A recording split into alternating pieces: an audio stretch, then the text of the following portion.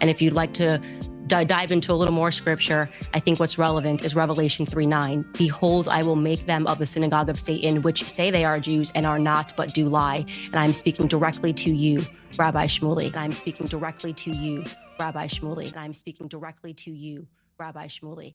All right, so let me tell you about the ADL. My friends over at the ADL. The ADL, an organization that was founded defending a pedophile and murderer named Leo Frank.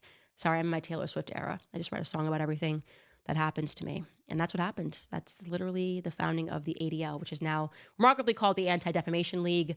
What all they actually do is defame people because they realize that if you just call people names, then they, I guess, are not allowed to point out all the horrific things that you do, like defend pedophiles. Anyways, the ADL tweeted this. It's important when platforms like YouTube take action against anti-Semitic propaganda. Videos like Candace Owens promoting the false claim that Jewish people control the media are not only baseless, but fuel dangerous anti-Semitic conspiracies. This has no place in our society. Yeah, so they're referring apparently to Kanye. No one promoted any conspiracy theories, but like I said, the point of the ADL is just to gaslight you. So that's why they defended a pedophile.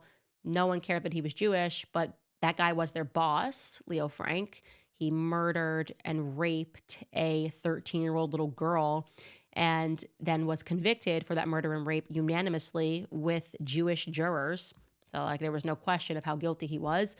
And then afterwards, because he was their boss, he was the president of B'nai B'rith, which was this Freemason group. They were like, how can we rehabilitate his image thereafter? And they started calling everybody anti-Semitic. And it worked for them, just smearing people as anti-Semitic.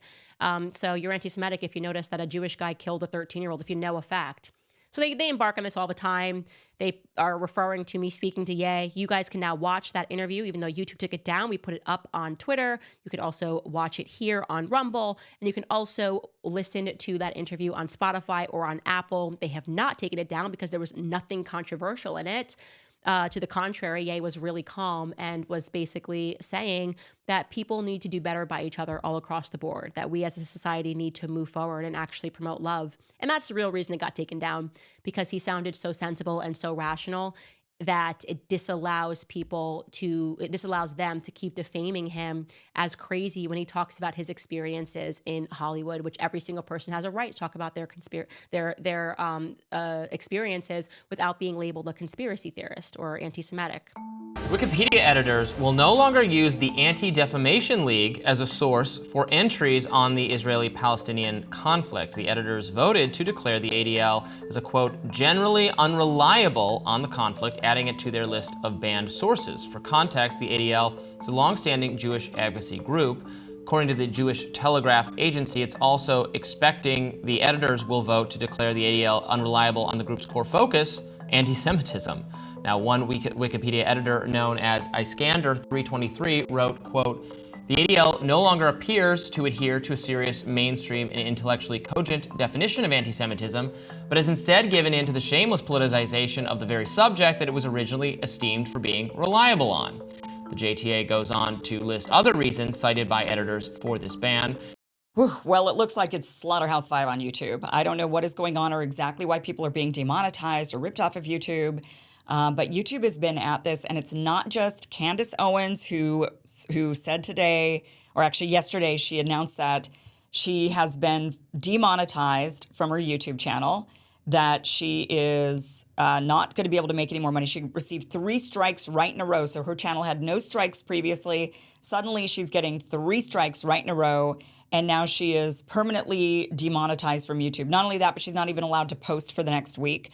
Then they'll allow her to post, but my understanding is she'll never be able to make money. She has been taken out of the partner program, and she can reapply in 90 days to potentially see if they'll reconsider monetizing her channel, which is that never happens. I don't know of anybody who's ever received their monetization back after 90 days. So she has been fully demonetized from YouTube. 3 strikes in a row. Not sure exactly. It seemed like it was the Kanye West interview that she did. She did end up posting that onto Twitter today, so you can watch that interview. But apparently that is what got her the strike. But 3 strikes for that one video seems a little bit odd. Seems like maybe they would have hit her on other things. But they're clearly going after her for anti-Semitism, right? That's what they're claiming. They're saying that she's an anti-Semite. And by the way, I want to point out that that is coming from the right. That is not the left that is censoring her. That pressure is mostly coming from the right. There's a lot of left-wing desire to censor and curb anti-Semitism, what they're calling anti-Semitism, but that is more something that sentiment is shared more on the right than I think on the left.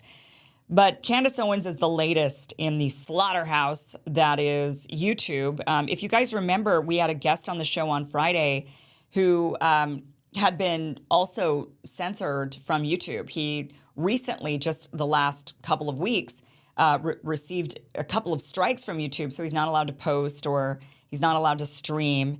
And the videos that they were going after him for were from 7 years ago. So what YouTube is doing is they're scouring your pages. They're looking through all of the content that you've ever posted. And even if when you posted it, it didn't violate community guidelines, if it violates their ever-evolving community guidelines today, and you posted it 7 years ago, but it's still on your channel, they will dock you for that. They will actually hit you for that and give your channel a strike, which is really scary. I think this has really made me reconsider keeping all of my videos on YouTube. I think I'm going to have to go back this weekend or this next week when the show is on vacation, and I'm going to have to scrub my YouTube channel because I don't want them to go back in time and say, well, Kim, you said this one thing and we don't allow that anymore. We just, at the time, you weren't breaking our guidelines, but we don't allow it anymore. And suddenly I'm demonetized from YouTube.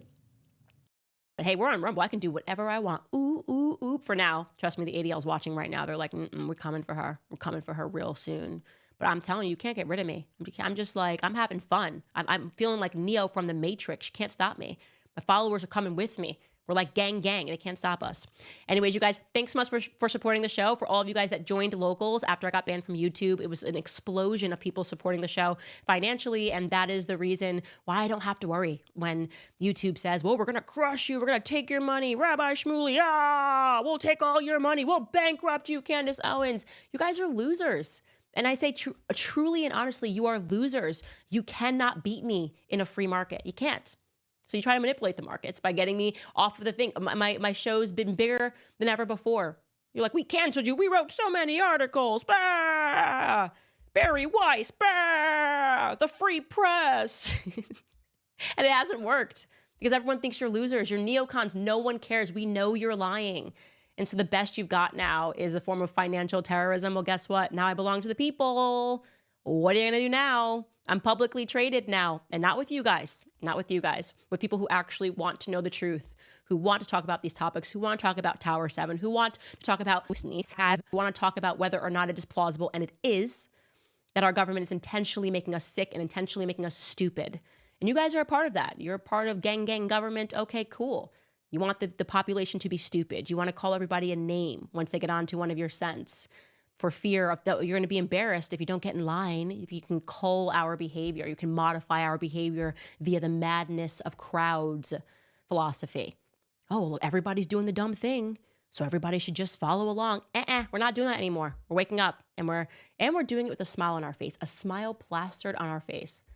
That's all I'm going to say, guys. We are winning. They are fearful, and that's exactly what we want them to be. They are getting desperate because they feel powerless. They can feel their power waning. And that's exactly where we want them to be, because it is the beginning of the end. We shouldn't even be using that word anymore, because most Jews who practice the religion of Judaism or who are culturally Jewish, even if they don't practice the Jewish religion, but they're culturally Jewish, like many are culturally Christian. Many of us celebrate Christmas, but we're not Christian. That's cultural Christianity. It is what it is, right? They can't define it. They're putting all these rules on us. We shouldn't even allow them to use the term anti-Semitism. It's not real. Most of these Jews are not Semites. And here's what I would like to say to you, Rabbi, since you're quoting scripture, okay? The one that's relevant to me is, woe unto them that call evil good and good evil, that put darkness for light and light for darkness. And if you'd like to dive into a little more scripture, I think what's relevant is Revelation 3:9. Behold, I will make them of the synagogue of Satan, which say they are Jews and are not, but do lie. And I'm speaking directly to you, Rabbi Shmuley. Revelation 3:9, behold, I will make them of the synagogue of Satan, which say they are Jews and are not, but do lie. Revelation 3:9, behold, I will make them of the synagogue of Satan, which say they are Jews and are not, but do lie. And I'm speaking directly to you, Rabbi Shmuley.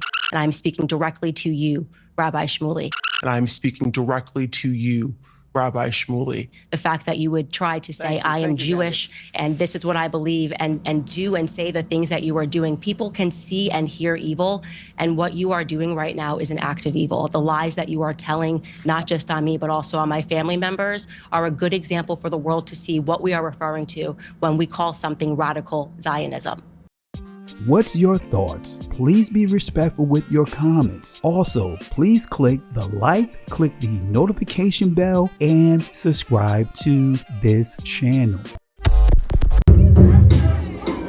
Listen, Genesis chapter 11 verse 10 explains the genealogy of Shem. Shem was a black man in Africa. If you repeat this back, Genesis 14 verse 13, Abraham steps on the scene. Being a descendant of Shem, which is a fact, means Abraham too was Abraham, born in the city of a black man called Nimrod, grandson of Ham. Ham had 4 sons. One was named Canaan. Here, let me do some explaining. Abraham,